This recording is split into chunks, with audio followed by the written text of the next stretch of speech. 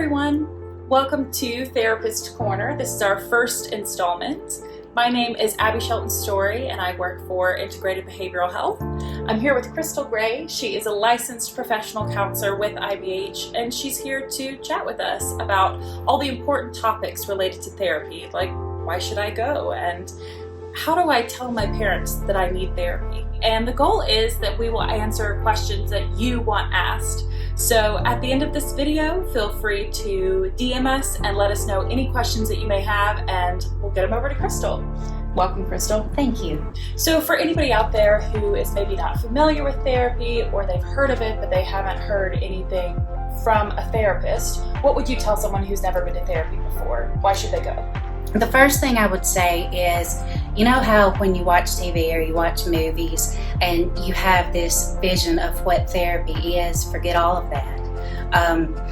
Therapy should be personalized to you. You should feel safe. You should feel laid back. You should not feel stressed when you go in there. It should be a connection with the therapist and the person itself.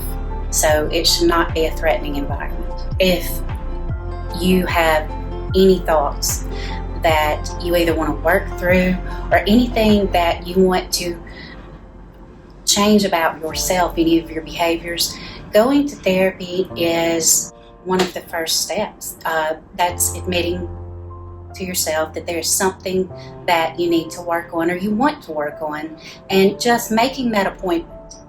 Just knowing that you are taking that first step is half of the battle, because you have decided, made a decision, and then following through. The follow through won't be as hard as the decision to just call and make an appointment. And that's a great point. So I feel like some people might say, well, I'm interested in therapy, but I'm too depressed. I don't have the motivation to make an appointment. So how could you encourage someone who wants to go to therapy but is unsure how to? You know, there's different ways that somebody can go about this. If you are so depressed, you have no motivation, and you feel like it's just too much of an undertaking, okay, so plan this out in steps. The first thing would be grab your iPad, do your homework.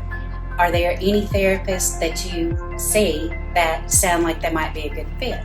The next time you pick it up, look for a phone number. Write that number down, pick up your phone later, make an appointment.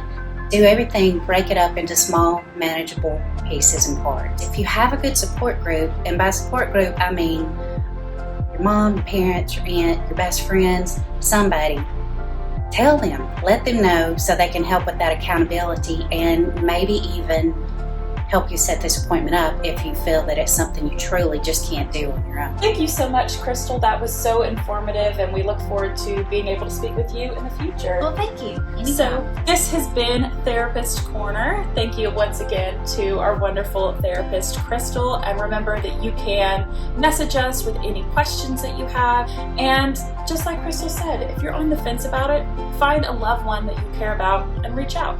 There's always somebody to help.